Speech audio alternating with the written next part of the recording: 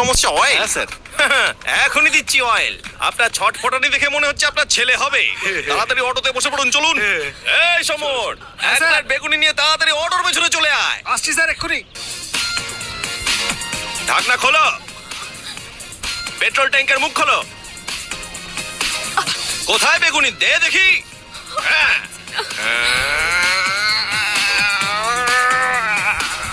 কত এমএল গেল রে? 50 ml হবে স্যার। 50 এমএল?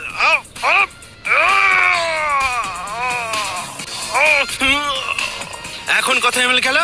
এখন মনে হচ্ছে 100 ml স্যার। তাহলে টোটাল 100 হয়ে গেল। হয়ে যাবে তো? হয়ে যাবে স্যার। হ্যাঁ, এবার অটো স্টার্ট কর। Okay sir.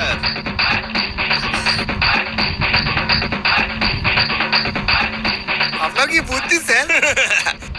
এই দেশে কে বললো অয়েল স্টক নেই? পশ্চিমবাংলার সমস্ত তেলে ভাজার দোকান থেকে তেল নিংড়ে বার করলে দেখবে সারা ভারতবর্ষ তেল তেলে হয়ে যাবে। আর তুই এত তেল চপ আর বেগুনিতে লুকিয়ে রাখছিস? চপের তেল দিয়ে গাড়ির তেল আমি খুব তাড়াতাড়ি বানাবো। স্যার বাচ্চা হয়ে গেছে স্যার। স্যার, স্যার, আপনি বলেছিলেন ছেলেই হয়েছে। আমি বলেছিলাম না? আমার বাচ্চা আপনার নামই রাখবো দাদা। হ্যাঁ হ্যাঁ, কিন্তু ইংলিশ মিডিয়ামে পড়িও। আসছে। এ কি স্যার, ওর বাচ্চা হলো আর নাম গেল আপনার? বাচ্চাটাকে তোর বা আমার নাম রাখলে কিচ্ছু হবে না, কিন্তু ওর মুখটা তোর বা আমার মতো না হলেই হলো। আরে বাপ রে বাপ। হ্যাঁ? আরে অটো থেকে টায়ার এটা কি বেরিয়ে হলো? আগুন লেগে গেছে। আরে বাপ রে বাপ। আরে আরে কি একটু জল এর দাও এতে। অটোতেই আমরা তেল ঢেলেছিলাম না? হ্যাঁ স্যার। হ্যাঁ? আরে পাপি, তোর জন্য আমার অটোতে ব্রেক ধরেনি। এখন আমি কি হ্যাঁ? করি? ভাই, তেলে ভাজা তেল দিলে অটোতে ব্রেক লাগে না? একটা বেগুনি খেয়ে দেখুন না। তাহলে তো আমারও মনে হয় ব্রেক লাগবে না, সারাদিনই আমাকে হাত ধুতে হবে।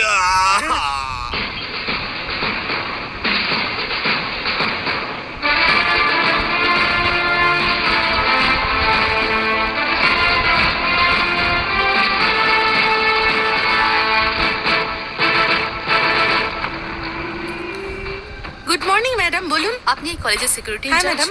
দীপা রেপ হওয়ার সময় কোন কোন গার্ড ডিউটিতে ছিল বলতে পারবেন? Sure madam.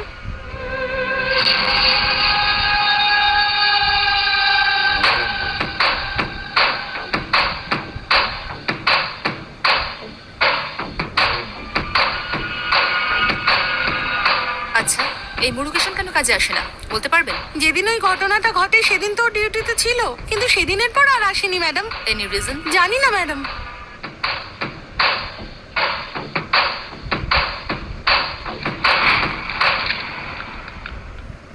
রঞ্জিত রেপ কেসের এই একজন প্রধান আই উইটনেস।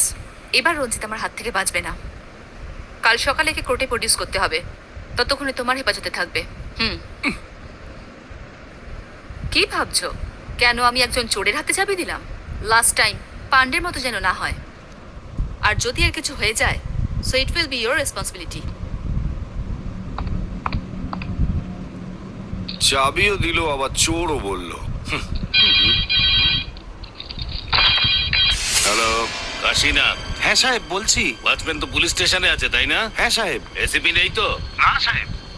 আমার লোক ওখানে যাবে, ওকে ওদের সাথে পাঠিয়ে দে। আরে না সাহেব, এইরকম হওয়া সম্ভব না। ও আমার কাস্টাডিতে। এই, বেশি বকিস না।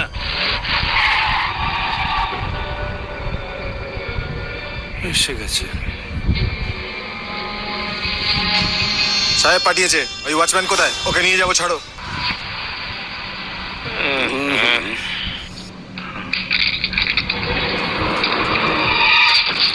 নিয়ে যা।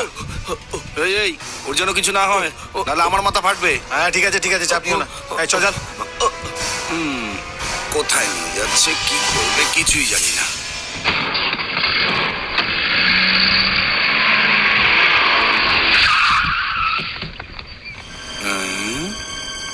আরে এরা আবার কারা?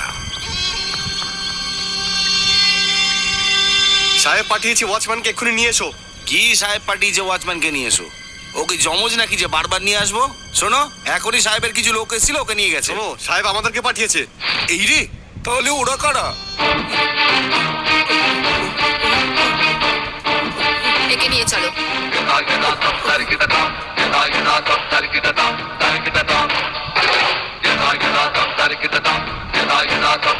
নমস্কার ম্যাডাম। মিস ভবানী, আপনি একে সাজা দিয়েছেন, আপনার সিনসিয়ারিটিকে আমি স্যালুট করি। আপনি এই কেসটা নিশ্চয়ই জিতবেন। ভবানী, আমি আপনার সঙ্গে লড়ে কখনো জিততে পারবো না। এই জন্য আমার ছেলের অপরাধ মেনে আমি একটা সিদ্ধান্ত নিয়েছি। আপনার বোনের সাথে আমি আমার ছেলের বিয়ে দেবো, এটাই আমার সিদ্ধান্ত।